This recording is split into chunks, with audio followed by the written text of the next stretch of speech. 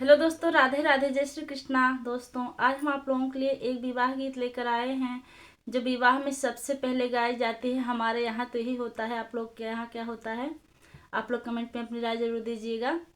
जो उड़द चावल छुआ जाता है उस पर गाया जाता है। आप लोग वीडियो को लास्ट तक देखिए और यह गीत आप लोग को कैसी लगी कमेंट में अपनी राय जरूर दीजिएगा।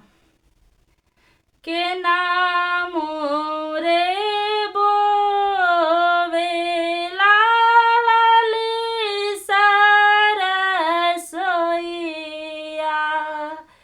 के हो पेरावे कड़ुआ तेल के नामो रे बोवे लाली सरसोईया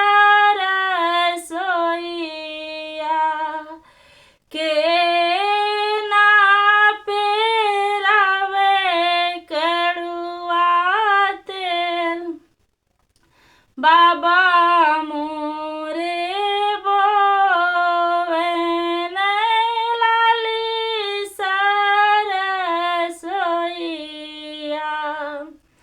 माई पेरावे कड़ुआ तेल के करीनी